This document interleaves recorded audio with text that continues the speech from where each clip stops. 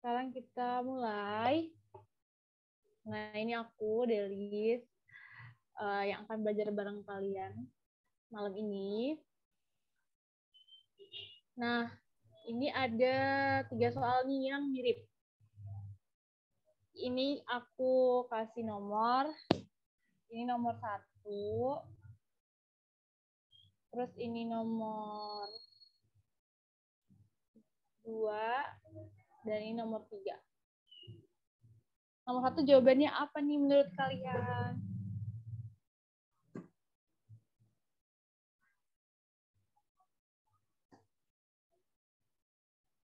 Ada yang tahu jawaban nomor 1 apa? Ayo dong, boleh tulis di kolom chat atau nyalain mic-nya juga boleh. Kambium pembuluh pada batang dikotil akan berkembang menjadi floem sekunder dan xilem sekunder. Arah pertumbuhan yang benar adalah apakah yang B atau A? Ayo, mana nih pendukung yang B? Yang A mana suaranya? Ayo keluar, keluarkan. A udah ada 2 orang nih yang milih A. Ayo B atau A? B, A, ayo. Yang lain?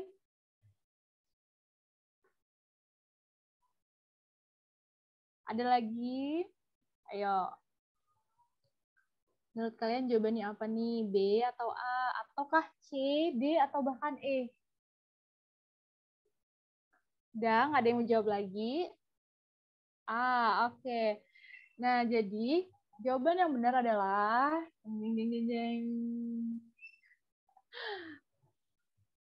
jawaban yang benar adalah apa ya kira-kira?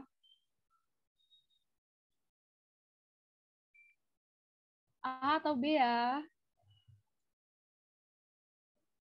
Ya, jadi jawabannya yang benar adalah yang A. Oke, selamat ya, buat yang jawab A. Jawabannya benar ya. Jawabannya adalah A. Jadi ke arah luar bentuk floem sekunder, ke arah dalam bentuk xilem sekunder. Nah, lanjut kita ke nomor 2. Ini masih berkaitan soalnya. Alexi hampir oke. Nomor 2, pernyataan yang tepat terkait pembentukan xilem dan floem sekunder pada batang adalah A, tidak dipengaruhi musim, atau B, terjadi pada tumbuhan mengil, benar nggak ya? C, pertumbuhan xilem keluar dan floem ke dalam, D, berasal dari jaringan vertikal, atau E, menyebabkan terbentuknya lingkaran tahun. Oh, udah langsung pada jawab E. Nggak ada jawaban yang lain? Adakah yang milih B? Oh, pada E semua ya? Oke, selamat. Jawabannya benar. Jawabannya adalah yang E, menyebabkan terbentuknya lingkaran tahun. Oke, selamat. Good job semuanya. Jawabannya yang E. Oke. Nah, selanjutnya kita coba kerjakan soal nomor 3 terlebih dahulu ya. Coba nomor 3. Sel-sel kambium pembuluh batang dikotil yang membelah dan berdiferensiasi menuju ke arah bagian luar batang berfungsi untuk membentuk apa? Epidermis, atau B, xilem primer, atau C, floem primer, atau D, floem sekunder, dan E, xilem sekunder. Ayo, yang ini jawabannya apa nih? D. Yakin D? Oh, ada D. Ada yang milih E? Nggak ada. D semua ya?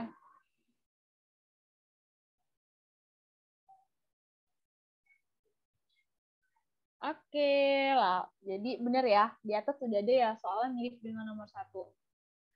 Jadi benar. Jawabannya adalah D. Floem sekunder. Atau floem sekunder.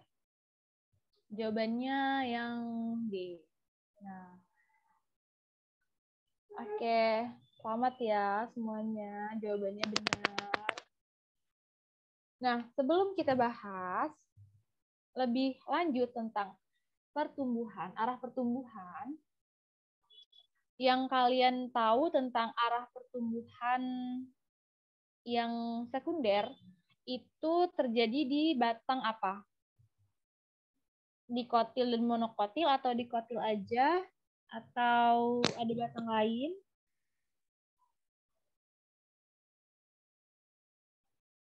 Batang dikotil. Batang berkambium dikotil.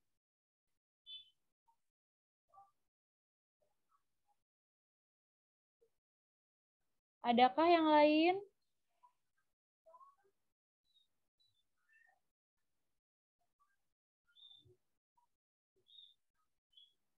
Ayo, selain dikotil ada lagi.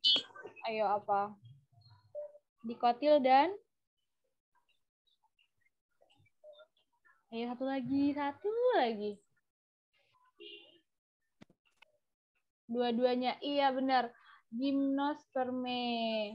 Nah, itu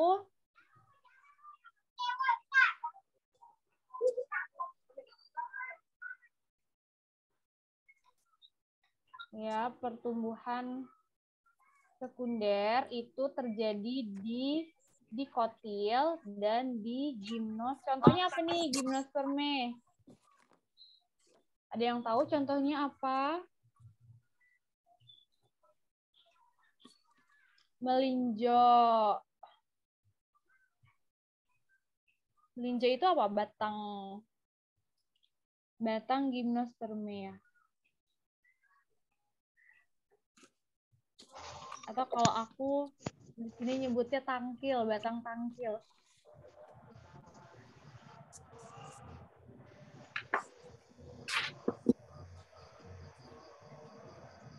Oke. Nah, pertumbuhan sekunder ini akibat aktivitas apa? Terjadi akibat dari aktivitas kambium vaskuler atau kambium pembuluh ya. Vaskuler itu pembuluh ya. Atau kambium pembuluh. Jadi jangan bingung. Vaskuler itu sama dengan kambium pembuluh.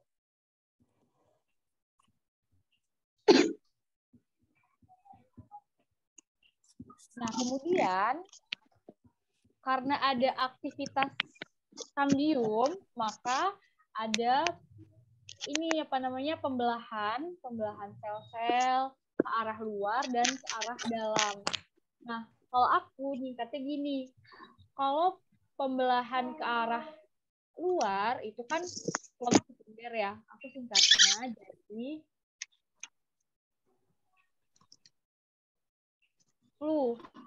flom sekunder itu luar. Kalau film sekunder itu aku singkatnya SIDA.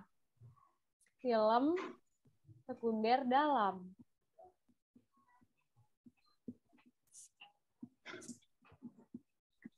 Tiga dikali 4. Oke nih, jadi kalau flu aku ingat, kalau aku mudah ingatnya flu, film itu keluar, kalau tidak, film itu ke dalam. Nah, kemudian ada kaitannya nih dengan pertanyaan nomor 2. Aktivitas dari, ada pesan dari ini, tolong mic-nya dimatiin dulu, katanya di mute. Oke, nah pertanyaan nomor 2, pernyataan yang tepat terkait pembentukan silem dan flom sekunder pada batang adalah, nah benar jawabannya, menyebabkan terbentuknya lingkaran tahun. Jadi aktivitas dari kambium pembuluh atau kambium vaskuler yang menyebabkan pembelahan sel ke arah luar bentuk flom sekunder dan ke arah dalam bentuk silem sekunder itu menyebabkan terbentuknya lingkaran tahun. Nah, kalian pernah nggak ngelihat kalau misalkan kayu gitu ya, batang kayu dipotong, Terus kayak ada lingkaran-lingkaran yang itu ada bagian gelapnya, ada bagian terangnya. Nah, itu adalah lingkaran tahun. Nah, lingkaran pembentukan film dan film sekunder ini dipengaruhi sama musim ya. Jadi yang A ini jawabannya salah. Seharusnya dia dipengaruhi oleh musim. Misal, kalau musimnya itu adalah musim hujan atau musim yang basah gitu ya, lembab, maka warna dari si filmnya itu, warna dari film sekunder itu lebih terang dan lebih lebar. Nah, kalau misalkan, hal ini karena tumbuhan itu dia menyerap banyak air. Karena kalau misalkan musim hujan gitu ya, kan tumbuhan menyerap air ya dari akar. Nah, itu berpengaruh terhadap pertumbuhan dari film sekundernya. Jadi film sekundernya itu warnanya lebih terang dan lebih lebar. Namun kalau misalnya dia musim kemarau, maka filmnya akan lebih gelap dan tipis karena airnya kurang gitu, air yang diserapnya itu sedikit. Maka kita tulis di sini bahwa si film dan film sekunder pada batang ini dia dipengaruhi oleh musim, bukan tidak dipengaruhi. Jadi yang A ini salah jawabannya. Kemudian kita bahas lagi nih yang B, terjadi pada tumbuhan monokotil. Nah, tadi udah dijawab ya, bahwa tidak terjadi di monokotil, tetapi di dikotil dan di gimnosperme ya. Dikotil, dikot, dan gimnos. Nah, kemudian kita cek yang C. Arah pertumbuhan silem keluar. Nah, ini salah. Karena yang keluar itu adalah phloem. Ya, phloem. Yang keluar itu adalah phloem. Dan silem yang ke dalam. Silem yang ke dalam. Berasal dari jaringan perisikal. Nah, ini bukan jaringan perisikal ya, tapi apa? Cambium. Cambium vasculer. Cambium vasculer. Sebutnya KAVI. Cambium vasculer atau cambium pembuluh.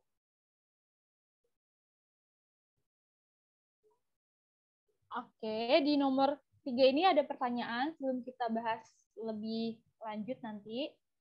Jadi intinya adalah pertumbuhan sekunder itu terjadi di tumbuhan dikotil dan gimnosperme. Kemudian dia dipengaruhi oleh musim. Dan kemudian ketika pembelahannya itu ke arah luar, maka itu akan membentuk phloem sekunder. Dan ketika pembentukannya ke arah dalam, maka dia akan membentuk film sekunder.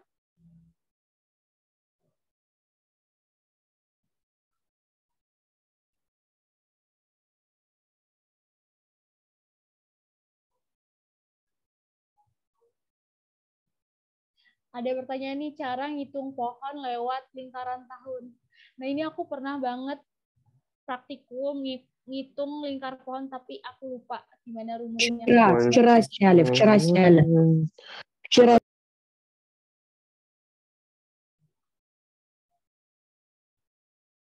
Coba siapa tahu aku inget ya. Cara menghitung lingkar pohon. Adakah yang tahu? Aku dulu pernah praktikum nih, tapi lupa cara gitu kayak gimana. Dihitung satu-satu, ada rumusnya setahu aku.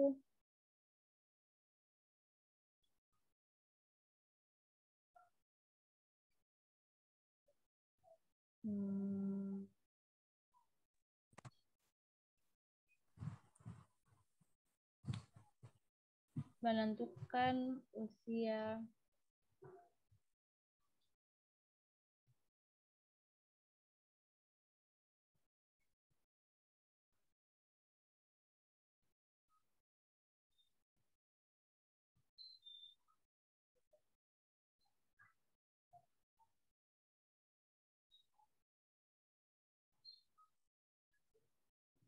Ada yang bilang dihitungnya dari setahun setelah ditanam nggak sih?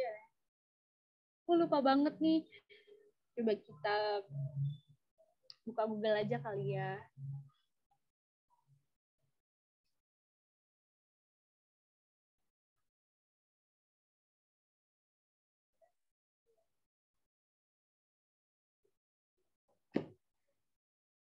Oh, udah muncul cara menghitung.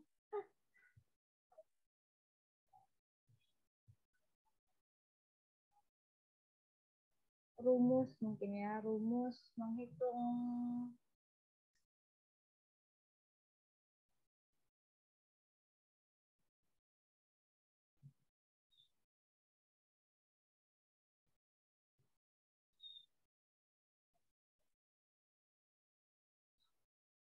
Ini aku praktikum udah tahun berapa ya?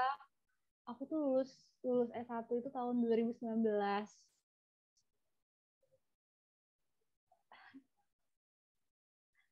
Dan itu praktikum kayak tahun 2016 gitu deh. Lupa banget. Ini ada yang komen nih.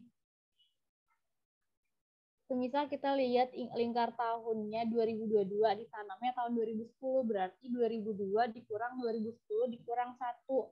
Oh, ini 1 ini tahun ini ya, dari awal ditanam sampai umur 1 tahun ya.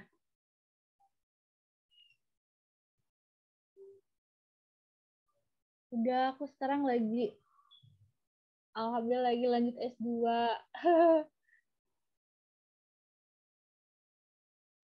Salah deh kayaknya.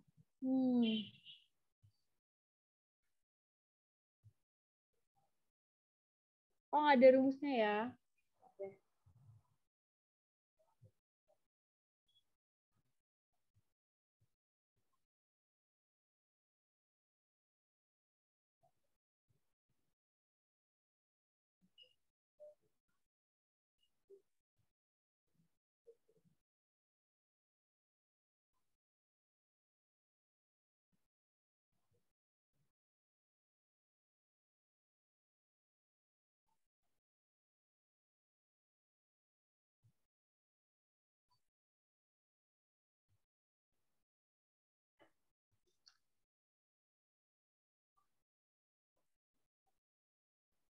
Aku lagi S2 ngambil pendidikan IPA di Unila, yang lagi heboh.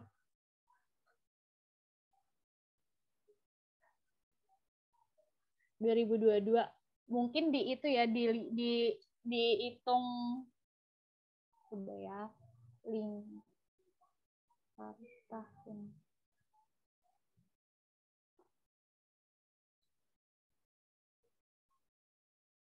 Oh iya, tadi ada di TV.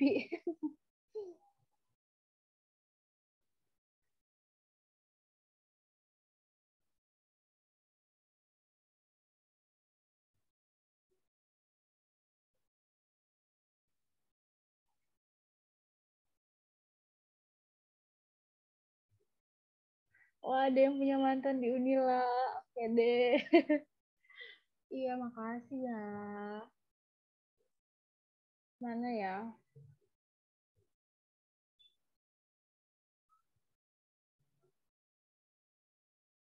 Oke, kita skip dulu aja kalian. Ntar kalau aku tahu, aku kabarin kalian. Kita skip aja lah ya. Pokoknya sepertinya ada rumusnya gitu yang ngitung lingkar tahun, tapi aku lupa. Nah, ini adalah pertumbuhan sekunder. Jadi kalau kita lihat nih kan gambar batang ya. Nah, kan batang itu kan ada jaringan penyusunnya. Ada epidermis, ada korteks, ada jaringan pengamput, dan lain sebagainya. Nah, di sini kita lihat ada kambium vaskular atau kambium pembuluh. Nah, kambium pembuluh ini kan pembuluh ini yang warnanya merah ini nih. Saat hasil dari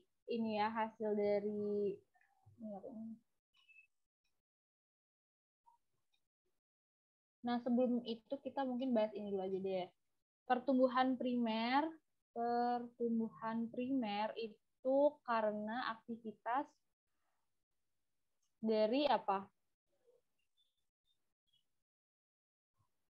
Dari meristem ya. Meristem ada yang meristem apikal, lateral, dan interkalar itu. Nah, pertumbuhan primer itu menghasilkan batang yang memanjang.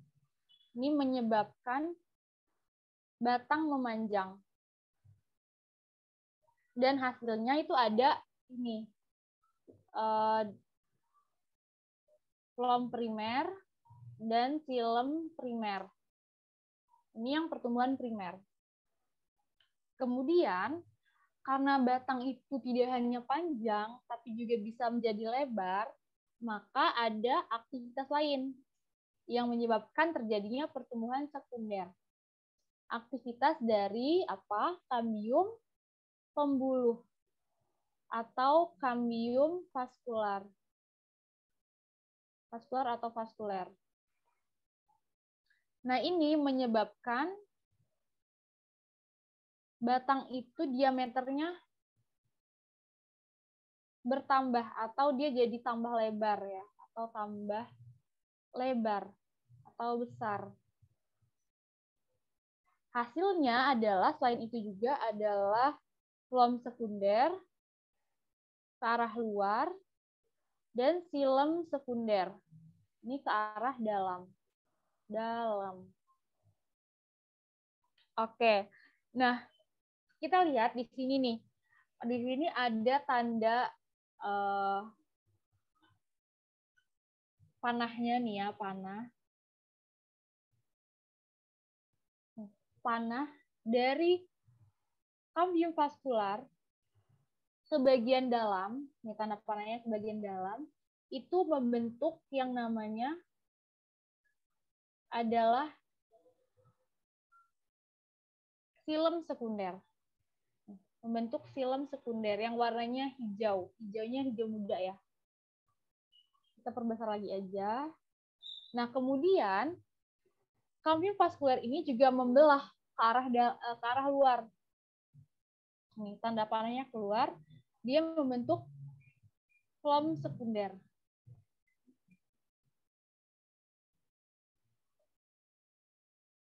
Nanti akan terus. Jadi xilem sekunder nanti akan, kalau ada pembelahan yang kedua nih.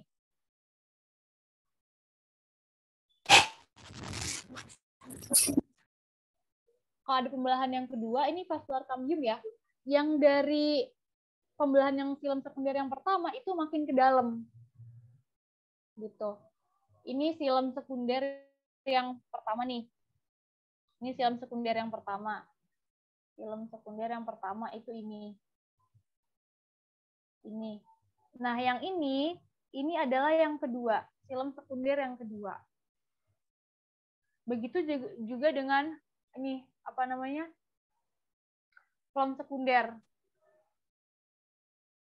Tetapi yang menyebabkan lingkar tahun itu adalah aktivitas dari si xilem-nya yang tadi kita tahu ya, kalau misalkan kita musimnya hujan, musim yang lembab gitu ya, hujan, banyak menyerap air, maka xilem-nya itu terang. Kalau misalkan dia kemarau, dia air yang diserapnya itu sedikit, maka xilem-nya itu akan gelap gitu. Nah, jadi lingkaran tahun itu akibat dari pertumbuhan sekunder, tetapi karena aktivitas dari si xilem-nya, xilem sekunder.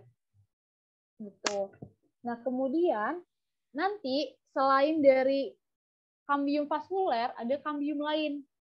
Namanya kambium gabus. Kambium gabus.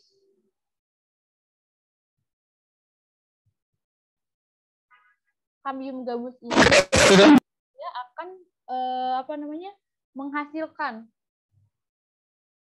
Tapi ini dia bukan kaitan dengan ini ya, bukan kaitan dengan pertumbuhan sekunder yang menyebabkan batang itu bertambah besar ya. Kambium gabus. Tulis kambium gabus atau ini bahasa Inggrisnya. Ini menghasilkan gabus. Dia nanti berfungsi untuk melindungi batang. Melindungi batang dari kerusakan ya. Dari kerusakan, dari apalagi dari mikroorganisme yang bisa merusak tumbuhan, merusak batang ya, batang atau tumbuhan.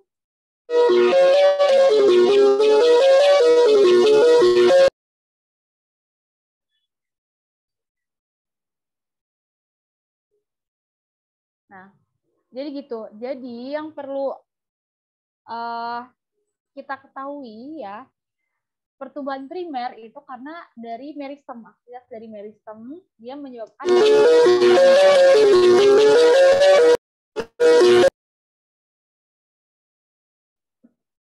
Oke, tolong di-mute dulu ya. Nah, aktivitas batang aktivitas dari meristem apikal dia menyebabkan batang itu memanjang dan terbentuknya pohon primer dan film primer. Nah, kemudian untuk yang pertumbuhan sekunder, jadi kan tumbuhan itu nggak hanya memanjang, dia juga bisa melebar, maka terjadi pertumbuhan sekunder karena adanya aktivitas dari kambium pembuluh.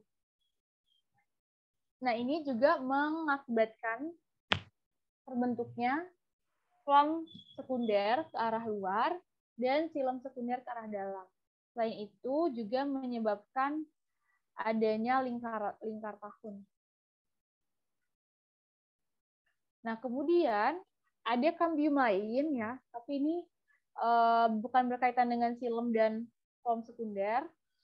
Dia kambium gabus namanya. Nah, dia ini menghasilkan gabus berfungsi untuk melindungi batang dari kerusakan mikroorganisme yang bisa merusak tumbuhan. Misalkan kalau misalkan kalian ngelihat tumbuhan itu ya, batang, ada bagian kulit yang ngelopek, nah itu adalah gabusnya. Tuh.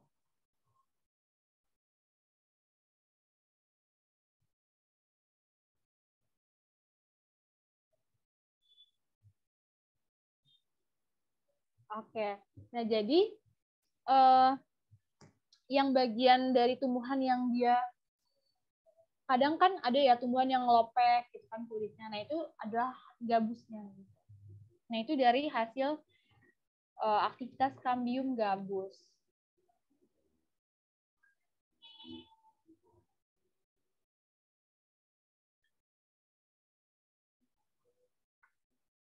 Oke, sampai sini ada pertanyaan.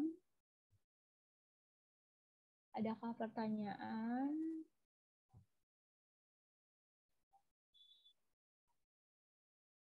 Atau sudah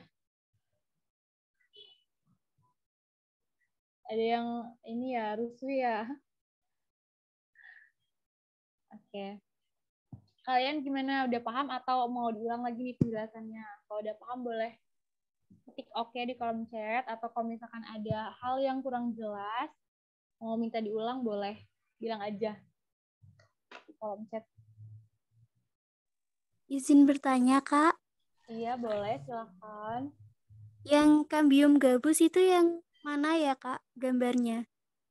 Kambium gabus yang ini, yang dia warnanya coklat ini. Dia di Oh, sebelah luar dari ya, bagian luar. Iya, iya.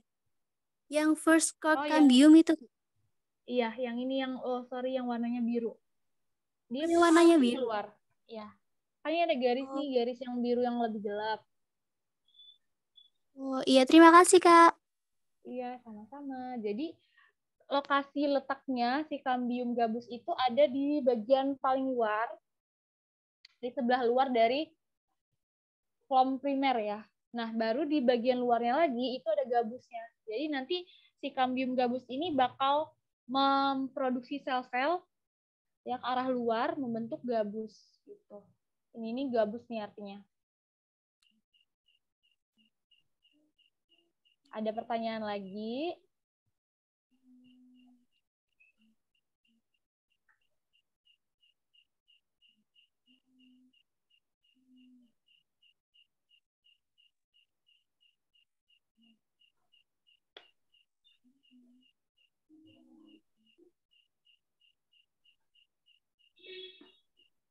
Ada pertanyaan? Coba kita lihat kolom chat.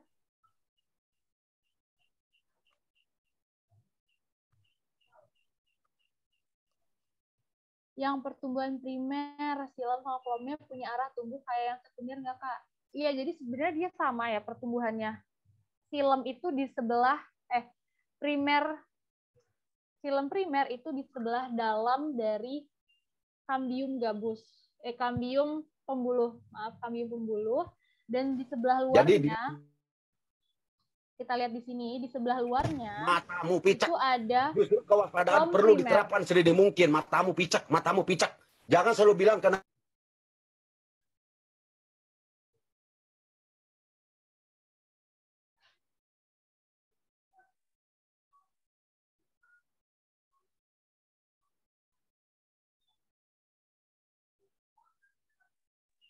Ayo, tolong dijaga nih kenyamanannya ya. Oke, terima kasih. Kita ulang lagi ya. Jadi, pertumbuhan primer itu sama ya dengan pertumbuhan sekunder, arah pertumbuhannya. Jadi, silem primer itu ada di bagian dalam. Ada di bagian dalam dari kambium vaskuler atau kambium pembuluh. Dan flom primer itu ada di sebelah luar dari kambium pembuluh. Gitu. Nah, tapi itu kan dia cuma sampai situ aja ya, primer dan silem primer dan flom primer. Kemudian untuk pertumbuhan sekundernya, si kambium pembuluh ini, kambium vaskuler ini, dia akan membelah lagi gitu ke arah dalam sekunder. Berarti kan yang kedua ya, ke arah dalam membentuk silem sekunder, arah luar membentuk flom sekunder. Nah, itu nanti akan kalau yang primer tadi cuma sekali gitu ya membelahnya, kalau yang pertumbuhan sekunder itu nanti berkali-kali. Nah, ada silem sekunder yang pertama, ada silem sekunder yang kedua, silem sekunder yang ketiga, dan seterusnya sampai dia nanti membentuk lingkaran tahun gitu.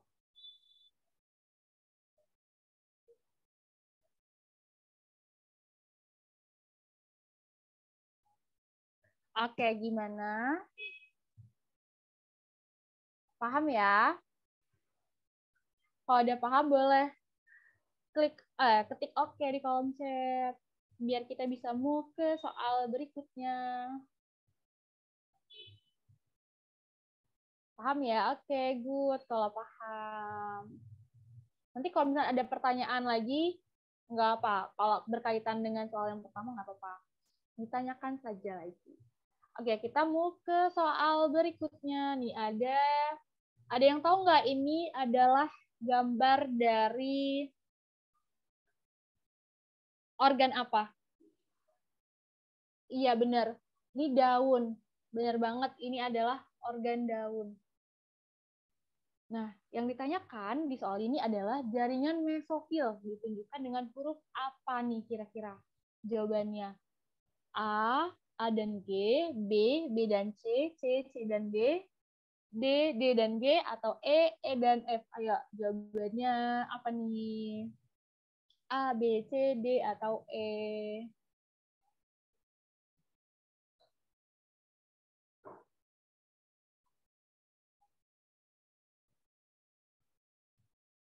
Ayo, Aka. Ada yang lupa.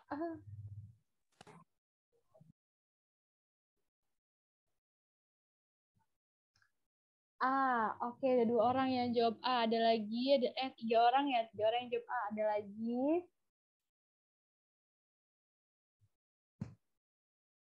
Ayo, ada lagi. Udah, 3 orang aja nih yang jawab. Ayo, ada lagi. Adakah yang milih E? Oke, udah dijawab ya. Iya, jadi benar. Jawabannya adalah yang A. Oke, congrats. Selamat buat kalian semuanya. Jawabannya adalah yang A. Jadi benar, A ini adalah palisade.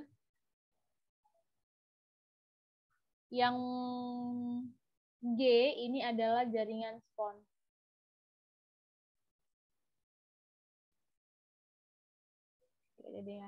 Nah, kalau yang B ini apa nih? Ada yang tahu nggak yang B itu jaringan apa? Ayo, clue-nya adalah jaringan silem atau jaringan flom.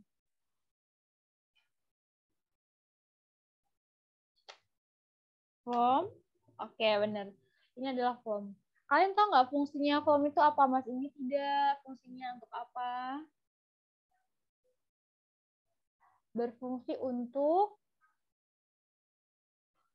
mengangkut apa? Apa yang diangkut nih? Mengangkut orang. Mengangkut air. Serius, mengangkut air. Mineral. Iya, benar. Ada yang benar jawab. Mengangkut hasil fotosintesis. Nah, emang fotosintesis itu menghasilkan apa sih? Ada yang tahu nggak? Fotosintesis itu menghasilkan apa? Ayo, masih ingat? Berupa apa sih yang diangkut? Amilum ya, boleh amilum ya, atau gula. Ada yang bilang glukosa. Nah, kemudian, kalau airnya kan fotosintesis selain menghasilkan gula atau glukosa, juga menghasilkan oksigen, bukan air, oksigen. Oksigennya dikeluarin lewat mana oksigennya? Ada yang tahu nggak di bagian apa oksigen dikeluarkan?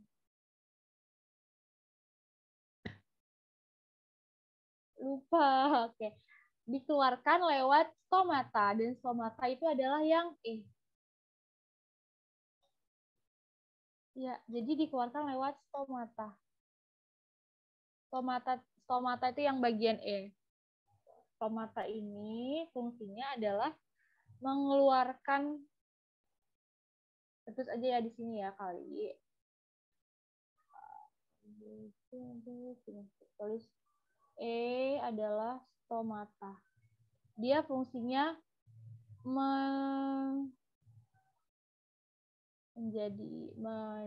jalan ya. Menjadi jalan masuknya CO2 dan keluarnya O2. Itu stomata. Kemudian maaf ini bukan ini F ya. Kalau itu adalah sel penjaga stomatanya.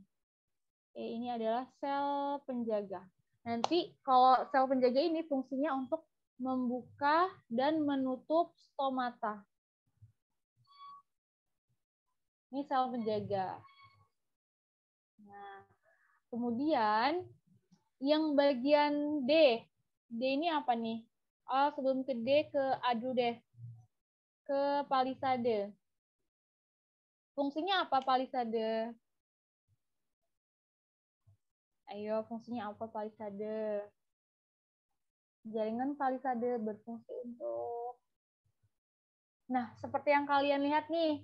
Ini di palisade ini ada yang bintik-bintik nih. Ada yang bintik-bintik. Kasih tuh deh nih, warnanya hijau bintik-bintiknya nih. Ada banyak bintik-bintik warna hijau. Biasanya kalau di tumbuhan, warna hijau itu identik dengan apa? Klorofil. Nah, klorofil itu lebih tepatnya lagi apa organel selnya? Klorofil kan pigmennya. Kalau organel selnya, iya benar, kloroplas. Dia banyak kloroplas. Berarti fungsinya untuk apa kalau dia banyak kloroplasnya?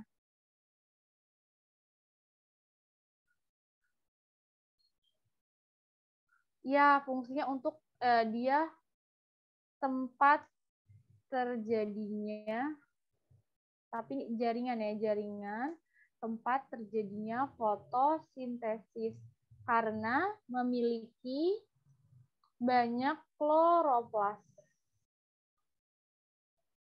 Nah, kemudian bedanya dengan spons. Spons ini fungsinya sama nih. Dia sebagai tempat fotosintesis juga. Sintesis. Tetapi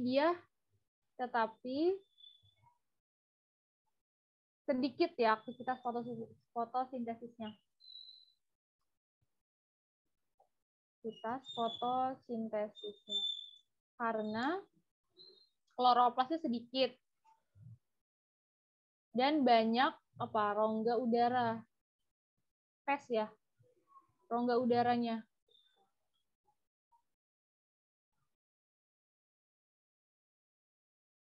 Nah, itu bedanya spons dengan palisade. Jadi, paling banyak fotosintesis itu terjadinya di jaringan palisade. Karena di jaringan palisade itu paling banyak kloroplasnya. Gitu.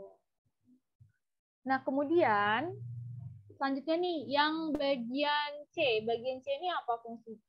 Bagian C ini apa nama jaringannya?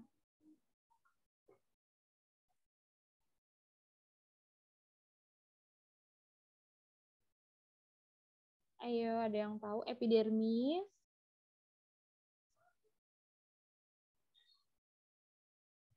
Epidermis bawah. Di luar. Ya, jawabannya adalah kutikula. C itu adalah kutikula. Nih, kita lihat nih, kutikula. Fungsinya untuk apa? Mencegah penguapan atau kehilangan air. Nah, baru di bagian dalamnya nih kita lihat nih. Ini kan C di sini. Selanjutnya yang D. Yang D baru jawabannya adalah epidermis. Ayo, fungsi dari epidermis apa? Kutikula itu sama kayak lapisan lilin nggak, Kak? Iya, sama ya. Kutikula sama dengan lapisan lilin. Ya, epidermis buat melindungi jaringan bagian dalam tumbuhan. Iya. Jadi si epidermis itu melindungi isi dari anatomi daunnya itu gitu. Melindungi jaringan spons, melindungi jaringan foam, silem, palisade. Nah, itu dilindungi oleh epidermis. Oke, jadi jawabannya adalah yang A. A dan G. Nah, yang perlu kalian ingat, kalau fotosintesis di daun, itu kan terjadi di daun. Itu di bagian palisade dan spons. Tapi paling banyak adalah di palisadenya. Dan hasil dari fotosintesis itu kan adalah glukosa ya, atau gula. Itu diangkut lewat phloem, diangkut ke bawah. Masuk nih dari palisade, dikirim ke jaringan phloem. Dari phloem itu diangkut hasil fotosintesisnya, diedarkan ke seluruh bagian tubuh-tumbuhan, ke bagian batang, ke bagian akar, itu diangkut lewat phloem. Kemudian si oksigennya dikeluarkan lewat stomata, yang bagian bolong-bolong itu adalah stomata. Nah, yang sel di samping stomatanya itu, yang ada dua, yang bagian E, itu namanya sel penjaga gitu. Nanti si sel penjaga ini dia bakal membuka atau bahkan menutup gitu. Kalau misalkan si tumbuhan itu dalam keadaan kekeringan, maka nanti sel stomatanya itu akan menutup. Agar apa? Agar air, ini selain lupa nulis, nambahin, jadi di sini si stomata ini juga dia tempat terjadinya transpirasi atau kehilangan air ya, atau penguapan, atau namanya kehilangan air atau keluarnya air gitu. Nah, itu di stomata. Jadi kalau misalkan dia tumbuhan itu kekeringan, maka kan dia nggak boleh tuh nanti dehidrasi. Kalau misalkan dia tetap membuka stomatanya, maka si sel penjaganya nanti akan rapat, akan menutup. Jadi jawabannya adalah yang A dan G. Nah, untuk anatomi daun, ada pertanyaan atau udah paham? Kalau udah paham boleh. Oke.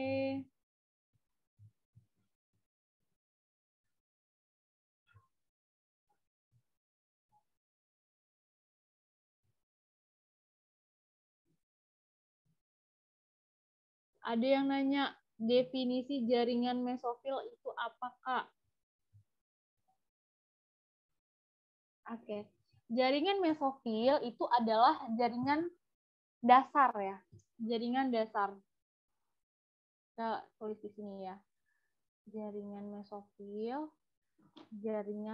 mesofil itu adalah jaringan dasar.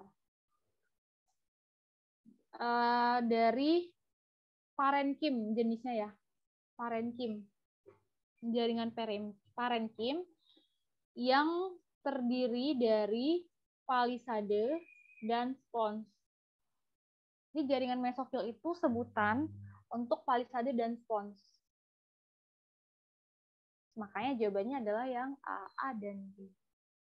Misal kalau di soal fotosintesis terjadi di jaringan apa? Misalkan di pilihan itu nggak ada palisade dan spons, maka kalian boleh memilih jaringan mesofil. Jadi jaringan mesofil itu sebenarnya adalah jaringan parenkim.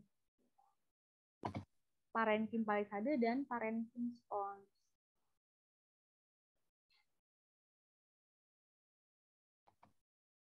Oke. Paham? Ada pertanyaan lagi?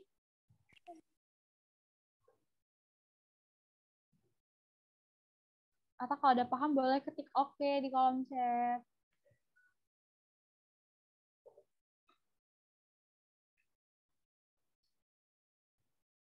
Oke.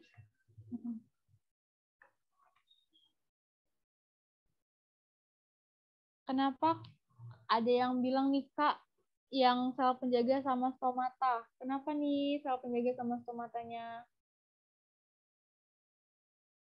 Apa kita nonton aja kali ya, buka YouTube apa ya?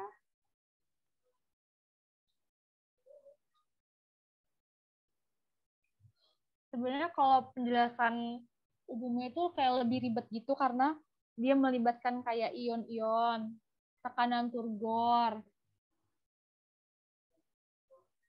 Nah, jadi intinya si sel penjaga itu benar dia buat mengatur buka tutupnya si stomata. Ibaratnya kayak gerbang rumah gitu loh. Stomata itu, sel penjaga stomata itu.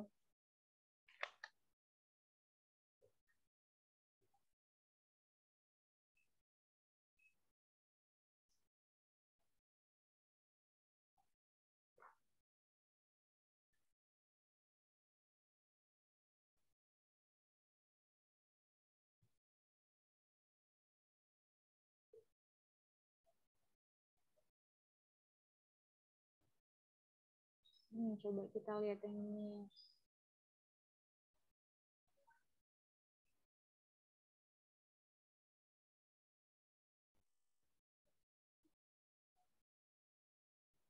Nih kelihatan nggak kalau misalkan dia bergerak selnya?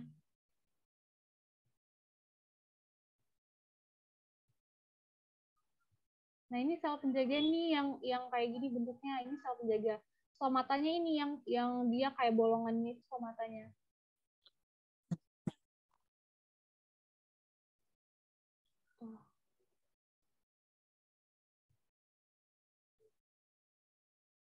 Oh masih di PPT ya, belum pindah ya? Coba kita stop share dulu ya. Lagi dong berarti. Maaf. Oke, nih kita ulang lagi deh nih. Nah, udah kelihatan belum? Nah, udah ya. Nah, udah di video ya sekarang ya. Nah, ini yang kakak tunjuk, yang bagian luarnya ini ya. Yang ini sama yang ini adalah sel penjaganya. Sel penjaga. Dan yang bolong ini, yang di tengah ini adalah stomatanya. Kita lihat, dia menutupnya gimana nih. Kelihatan nggak kalau dia bergerak menutup?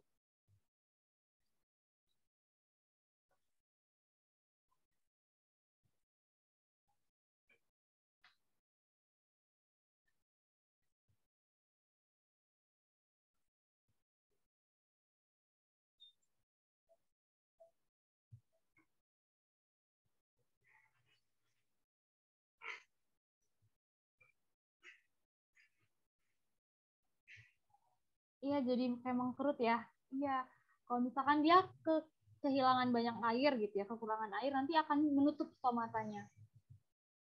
Nanti kalau misalkan airnya udah banyak, dia bakal membuka lagi. Nah, ini jadi menutup nih stomatanya nih.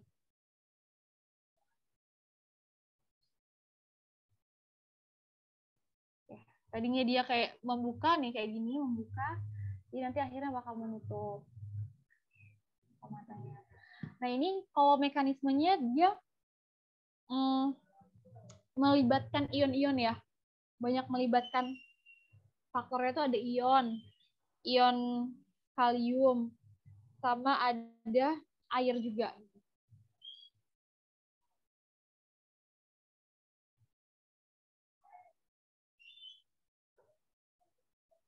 Jadi intinya kalau misalkan dia kekurangan air, maka si stomatanya tuh si sel penjaganya akan menutup si stomata. Kalau misalkan dia untuk mencegah kekeringan ya. Kalau misalkan udah ada air lagi, udah banyak air lagi, nanti stomatanya itu akan membuka. Tuh, si sel penjaganya akan membuka.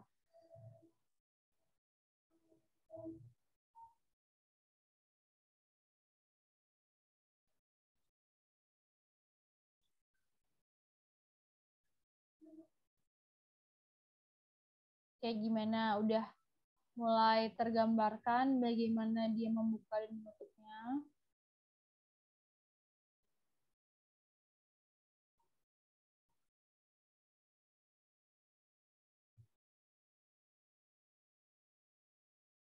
Gimana? Udah paham? Atau ada pertanyaan lagi?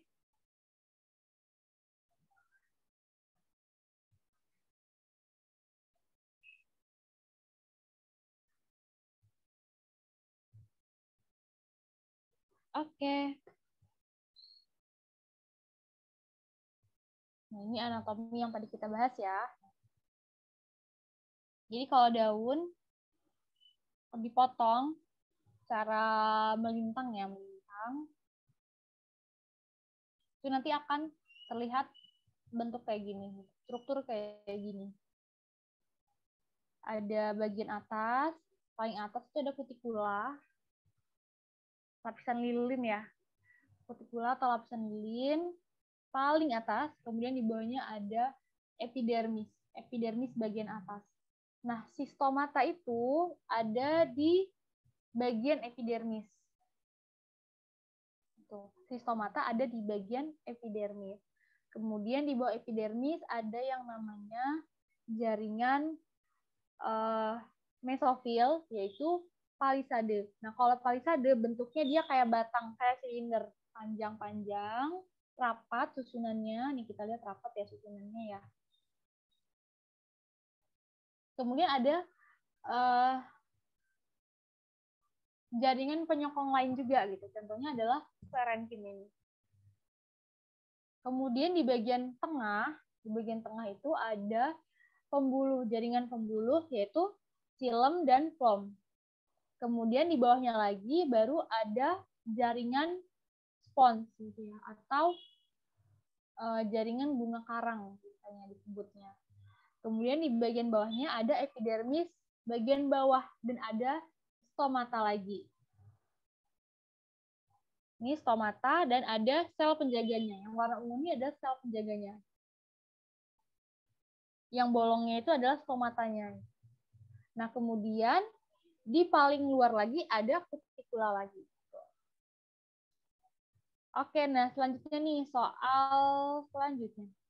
Organel yang mempunyai ribosom dan dianggap mirip organisme prokariotik sel tunggal adalah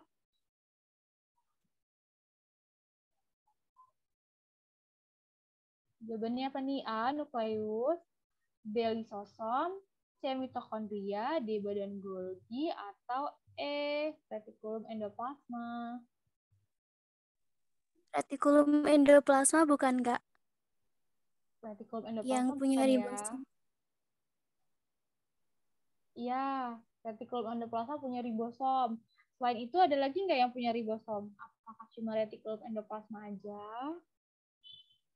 Atau ada yang lain?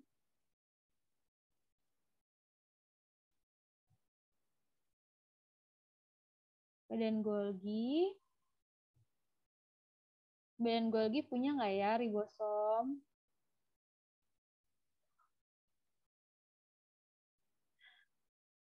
Ada yang lupa. Ada yang jawab C, mitokondria. Mitokondria punya ribosom nggak ya?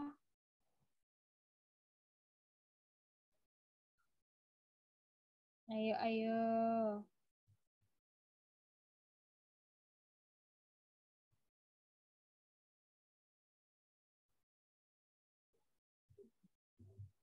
Punya. Oke, jadi jawabannya yang benar adalah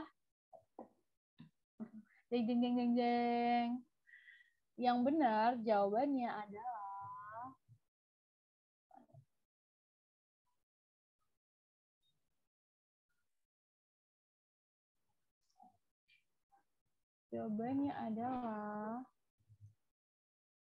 jawabannya adalah yang C, mitokondria. Iya, mitokondria punya membran ganda ya. Ada bagian membran luar, ada membran dalam. Jadi jawabannya adalah mitokondria. Jadi retikulum endoplasma juga punya ribosom. Nah, disebut apakah retikulum endoplasma yang mempunyai ribosom? Retikulum endoplasma kasar, Kak. Iya, benar. Retikulum endoplasma kasar. Kalau yang tidak punya ribosom, disebutnya retikulum endoplasma apa? Retikulum endoplasma halus, Kak. Halus. Iya, benar sekali. Nah, jadi yang punya ribosom ternyata nggak cuma retikulum endoplasma aja, ada lagi, yaitu mitokondria. Nah, karena pertanyaannya dianggap mirip organisme prokariotik, sel tunggal, maka jawabannya adalah yang mitokondria.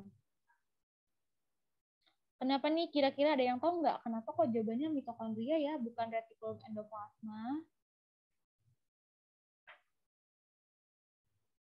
Karena, ayo jawabannya karena apa alasannya?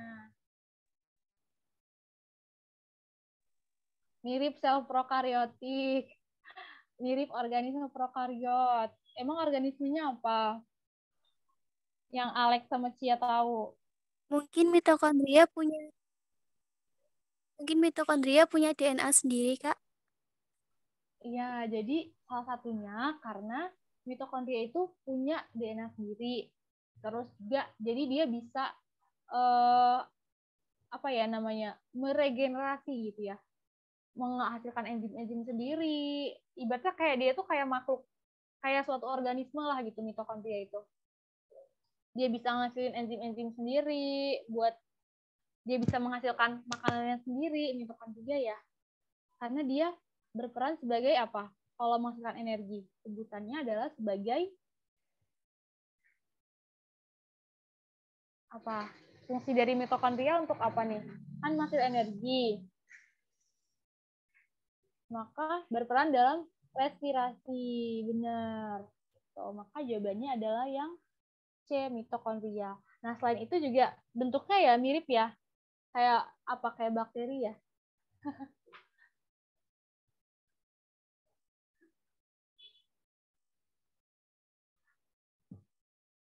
Gitu. Jadi jawabannya adalah C, mitokondria.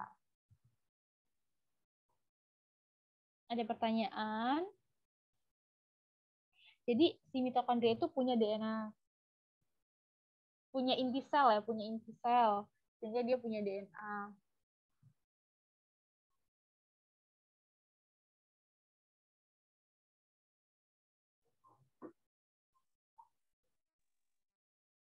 Ada pertanyaan? Iya, Kak. Kalau badan fungsinya Kenapa Anissa suaranya macet-macet nih?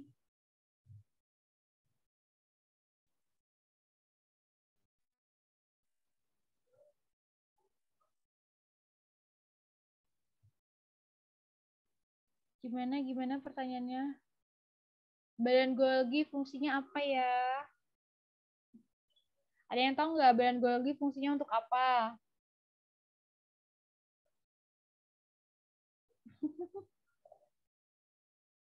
Ada yang tahu nggak badan Golgi fungsinya untuk apa? Ayo, ada yang tahu nih, dia di sini kalau kita lihat ini ada kayak bulatan-bulatan gitu ya. Ya, buat sekresi. Badan Golgi juga buat sekresi bisa. Jadi nanti misalkan si nukleus itu menghasilkan RNA misalkan. RNA terus jadi asam amino jadi protein. Nah, nanti protein itu nanti akan dikirim sampai nanti diterima di bagian cis atau trans gitu ya, aku lupa. Di bagian cis misalnya, diterima di ujung sini misalnya. Nanti si protein itu akan dibawa lewat sini muter sampai nanti ada kayak vesikel nih, bulatan kecil kayak gini, kantung dari badan Golgi. Nanti dia akan membawa si protein itu, entah dibawa keluar sel, misalkan jadi enzim gitu ya, atau dia jadi hormon. Bisa juga protein itu untuk membentuk si sel itu sendiri gitu, misalkan nanti jadi membran gitu, buat dibentuk jadi membran sel. Si proteinnya itu bisa gitu. Jadi badan Golgi salah satunya untuk sekresi bisa. Nanti ada soal di bawah, tenang aja, kita bahas lagi. Jadi jawabannya kalau yang ini adalah mitokondria. Ada pertanyaan? Oke, kalau nggak ada pertanyaan lagi, kita coba lanjut ke soal berikutnya. Ini kita skip aja ya nih. Pokoknya mitokondria itu dia punya DNA nih, punya DNA dan ada ribosom. Jadi dia bisa mensintesis ya protein sendiri gitu. Udah ada DNA-nya, udah ada ribosomnya. Jadi dia udah kayak organisme lah gitu si mitokondria ini. Oke, selanjutnya nih kaitannya dengan fungsi organel sel. Kalau dikecilin kelihatan nggak ya? Kayak gini, full nih. Kelihatan ya? Oke, jawabannya apa nih? Nomor berapa tuh? Kita udah ngerjain berapa soal ya? Nah, pokoknya nomor inilah. Perhatikan organel sel berikut. 1, 2, 3, 4, 5. Fungsinya adalah, ya ada yang mau jawab fungsinya apa?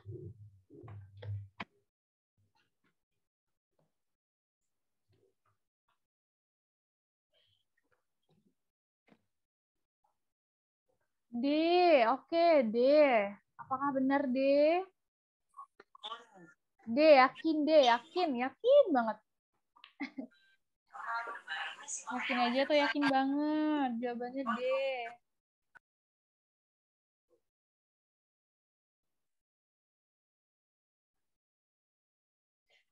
Yakin, oke.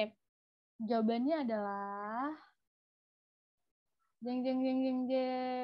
Jawabannya adalah iya benar. Jawabannya adalah D. Mitokondria untuk respirasi seluler, ya menghasilkan energi. Kemudian badan Golgi untuk modifikasi makromolekul. Jadi selain dia sekresi protein tadi itu ya, si badan Golgi, dia juga fungsinya untuk modifikasi. Kemudian retikulum endoplasma. Nah, fungsinya sebagai sekresi glikoprotein. Nah, selain dia sintesis protein, ya karena ada ribosom, dia juga bisa mensekresikan glikoprotein di retikulum endoplasma. Kemudian ada ribosom. Nah, ribosom ini fungsinya untuk sintesis protein. Dan yang kelima, nukleus. Nukleus adalah pengendali genetik sel. Karena apa? Karena dia punya gen ya, punya DNA. Maka dia pengendali genetik sel. Atau istilah lainnya pengatur aktivitas sel ya. Nah, sebelum itu bentar. Kita keliling-keliling nonton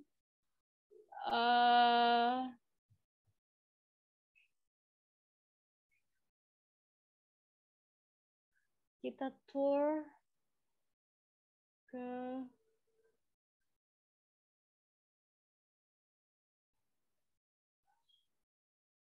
Even if you're Bentar.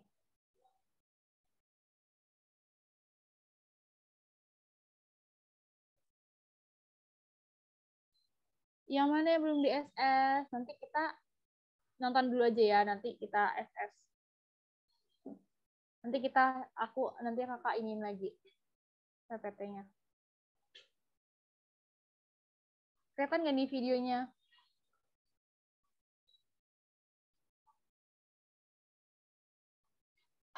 Kelihatan, coba ya kita play. Kita mau melihat just studying, sel. a lot of work is going on in your cells. Let's zoom down and check it out. Membran. Yang pertama ada membran We nih. arrived in the space between two cells. A sticky coat called the extracellular matrix holds the cells together. Each cell is surrounded by a flexible plasma membrane with an incredible number of projections, docking stations, and channels. Let's dive into one of these channels too. Nah, ini membran sel ya. Membran sel yang animal ya, yang hewan ya. Enter a cell. Selanjutnya. Whoa, look at this place. These girders and cables make up the cytoskeleton, the structural framework of the cell. They also serve as tracks for transporting cargo from one place to another. All this activity in the cell requires energy in the form of ATP molecules, which are made here in the mitochondria. Nah, ini mitokondria nih. Dia menghasilkan energi fungsinya. Notice the outer membrane and the inner membrane. Nah, tadi yang kata temennya membran ganda. Nah, ya benar. Jadi, dia ada membran bagian luar dan ada membran bagian dalam. With its numerous infolinks. Many of the molecules involved in making ATP are built into the inner membrane. All those folds increase the inner surface area, enabling more ATP to be made. Moving towards the nucleus, we pass by layers of internal membranes. The nucleus is enclosed by a double membrane called the nuclear envelope. Let's enter the nucleus through a pore. The nucleus houses the genetic material of the cell, DNA, which carries the blueprints for making the cell's proteins. Almost 2 meters of DNA is crammed inside the nucleus. How does it all fit? The DNA is wrapped around proteins like thread wrapped around spools. Look, this section of the DNA has unwound, and a different protein has attached to the DNA. DNA is being used as a template to make mRNA. Nah, jadi di dalam nukleus itu kan ada DNA ya. Nah, DNA ini nanti akan kayak di packing gitu. Tadinya kan dia terurai nih panjang nih, misalkan double helix panjang. Nanti ini akan digulung-gulung gitu sampai jadi kayak gini, kayak gulungan ini yang padat. Itu sama yang namanya protein. Proteinnya itu adalah protein histon namanya. Yang warnanya ungu ini nih. Ini protein histon namanya. Dia akan kayak digulung-gulung gitu sampai dia padat. mRNA molecules travel from the nucleus. Nah, kemudian dari DNA ini kan ditranskripsi ya jadi mRNA. Nah, mRNA ini yang warnanya orange ini atau merah ya. Nanti ditransfer atau dikeluarkan, dikirim to the cytoplasm. Ke mana? Keluar nukleus ya, ke bagian sitoplasma. Lewat mana? Lewat pori-pori inti sel gitu. Keluar nih dia. Instructions for making specific keluar. proteins. In the cytoplasm, a ribosome clamps onto a strand of mRNA. The ribosome ratchets a... Nah, ini apa nih? Ribosom. Jadi nanti mRNA yang dari tadi hasil transkripsi itu ditangkap sama ribosom. Jadi nanti akan dibentuklah yang namanya asam amino. Nah, asam amino ini nanti akan berkumpul gitu ya. Sehingga nanti membentuk protein. From the mRNA, building a new protein. Some proteins stay in the cytoplasm.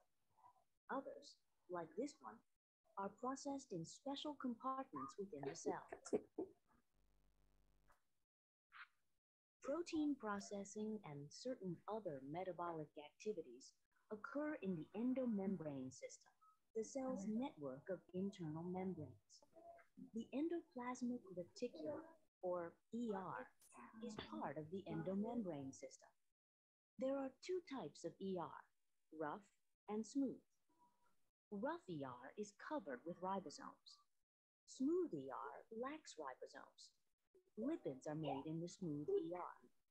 Nah, kalau lemak itu nanti dibentuknya di retikulum endoplasma halus. Let's go inside the rough ER. Note that you can still see the ribosome on the outside surface. The ribosome is manufacturing a new protein, which continues to grow inside the ER. Completed proteins move to the edge of the rough ER and depart in a vesicle that buds off from. Nah, nanti dari ribosom itu kan protein. Nanti protein itu kayak dipak gitu, akan dikemas di dalam retikulum endoplasma kasar. Nah, nanti retikulum endoplasma kasar itu bakal ngeluarin kayak vesikel gitu, kantong ya, yang isinya adalah protein-protein tadi, nanti dikirim gitu, dikirim ke bagian lain. Ke bagian mana nanti kita lihat. Some vesicles fuse with the Golgi. Nah, jadi nanti si vesikelnya tadi yang bawa protein itu nanti akan masuk ke dalam badan Golgi. Apparatus, another component of the endomembrane system. In the Golgi, proteins undergo further processing. Nah, di badan Golgi, protein ini nanti akan diproses lagi gitu. Dimodifikasi ya istilahnya tadi. Dimodifikasi. Jadi akan jadi enzim kah, atau jadi hormon, atau jadi buat struktur aja gitu, protein struktur atau yang lainnya. Itu di badan Golgi, dimodifikasi. Finished proteins are then packaged in vesicles that pinch off from the Golgi and are... Nah nih, yang udah jadi proteinnya nanti akan keluar dari badan Golgi lewat vesikel gitu. Jadi si badan Golgi itu kayak bentuk vesikel lagi, kayak retikulum endoplasma tadi, bentuk vesikel bulat-bulat, itu nanti akan dikirim ke bagian lain. Ke bagian mana kita lihat ya. Transported along cytoskeleton tracks. Some vesicles bind with the plasma membrane. Tuh, dia keluarnya ditransfer lewat sitoskeleton, kayak tali gitu ibaratnya ya, keluar. Ada yang protein struktur, ya nanti dia akan nyatu dengan si membran sel gitu. Kan membran ada proteinnya ya. Tuh, atau nanti dia bakal dikirim keluar sel. Secreting their contents outside the cell. Other vesicles, called lysosomes, contain digestive enzymes. Here, a lysosome fuses with a worn-out mitochondrion and breaks it down. Each of the trillions of cells in your body is a dynamo of activity, requiring millions of ATPs every minute. But most people are unaware of all this activity in their cells.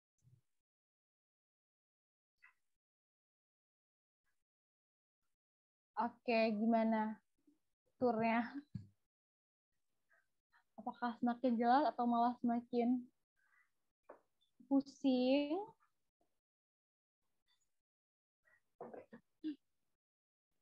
Oke, makin jelas ya, insya Allah makin jelas. Nah, sitoskeleton tadi apa ya? Sitoskeleton itu adalah bagian dari sel yang bentuk kerangka. Dia memperkuat bentuk sel, fungsinya. Kita searching lagi aja. Alhamdulillah pusing. Ini sitoskeleton nih. Sitoskeleton, mana nih sitoskeleton? Dia fungsinya untuk membentuk, memperkuat, reinforce itu memperkuat bentuk sel. Tulis sini ya. Dia memperkuat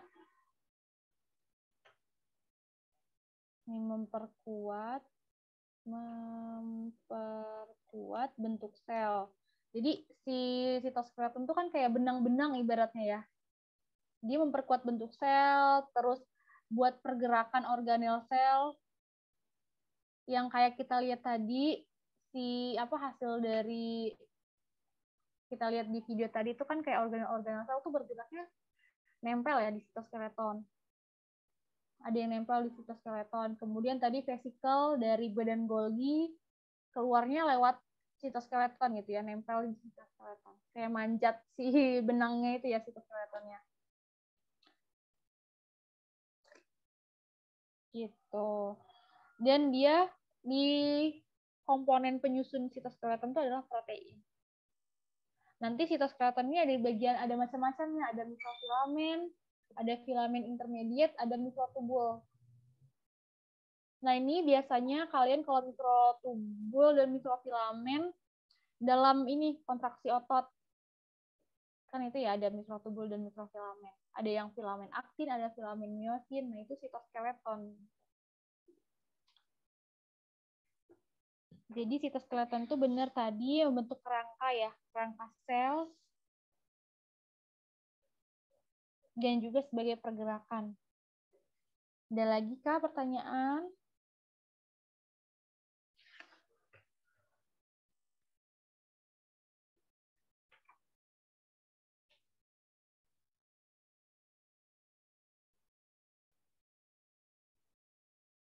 Ada pertanyaan? Sudah paham?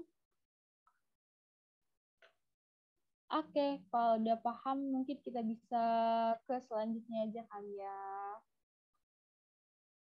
Nih, soal selanjutnya. Jaringan akar yang berkembang dari protoderma adalah jawabannya A, B, C, D, atau E?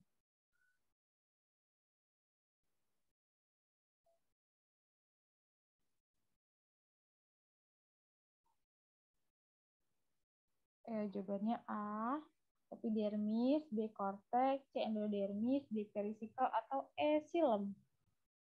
Jawabannya adalah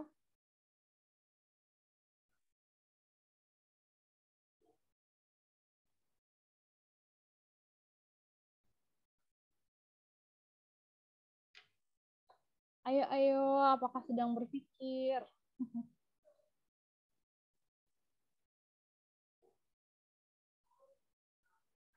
Apakah A? Ada jawaban lain kah? Atau jawabannya benar yang A atau bukan? Ayo yang lain. Ini Anissa aja nih yang jawab nih.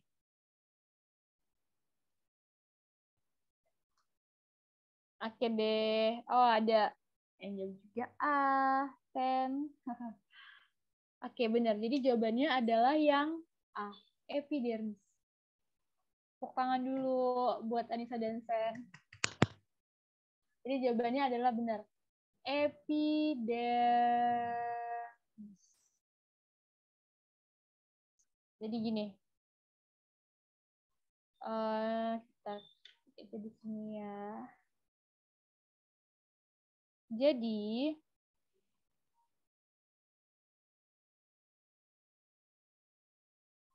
protoderm itu kan adalah meristem primer ya. Protoderm itu meristem primer. Protoderm ini nanti akan jadi epidermis. Kemudian ada lagi prokambium. Prokambium ini nanti akan jadi floem primer, akan jadi silem primer. Itu prokambium. Nah, kemudian nanti kan akan jadi ini lagi ya, dari floem primer, silem primer, nanti akan ada kambium pembuluh. Pembuluh, baru nanti akan ada lagi silem sekunder,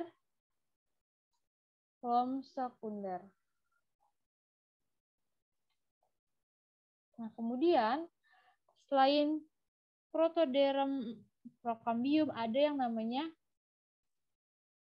meristem dasar ya, dasar. Dia nanti akan membentuk yang namanya jaringan dasar yaitu adalah korteks dan empulur. Nah, kemudian nanti korteks dan empulur ini ada lagi membentuk kambium gabus. Nanti kambium gabus akan membentuk yang namanya adalah gabus.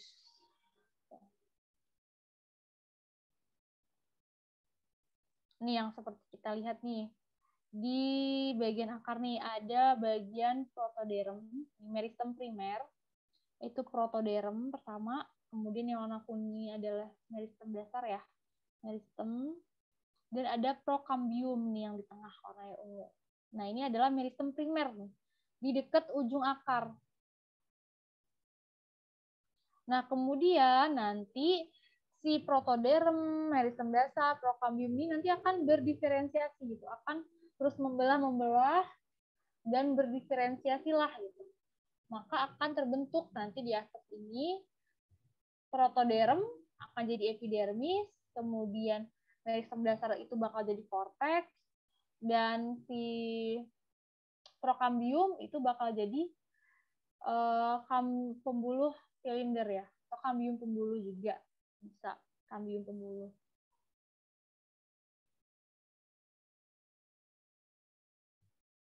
Seperti itu. Nah, sampai sini adakah pertanyaan?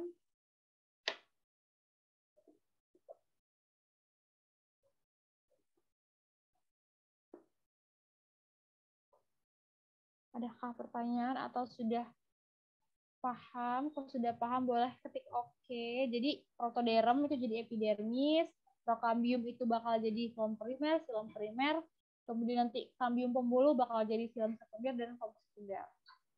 Nah, kalau meristem dasar bakal jadi jaringan dasar, kemudian bentuk korteks empulur, nanti terbentuk lagi kambium gabus, nanti jadinya gabus. Nah, kalau udah paham, kalian boleh isi apa ya namanya istilahnya, buat feedback tutor. Kalian bisa isi Google Form yang dikirim oleh amatoris di kolom chat itu. Nah, untuk pembelajaran hari ini kita kalau udah paham, udah jam 9, ya kita nggak usah lama-lama belajarnya, yang penting paham. Dan kalian juga bisa istirahat biar pikirannya semakin fresh, segar besok pagi, itu hari Senin.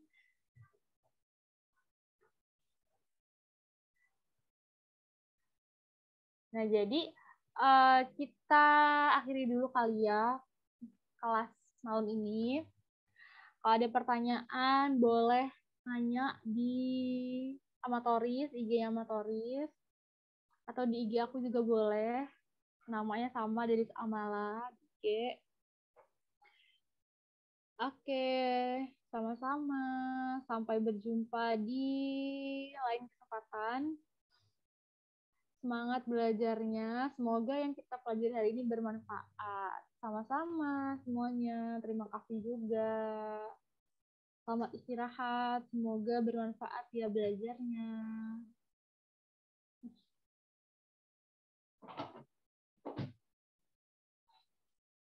Sama-sama. Selamat istirahat. Terima kasih.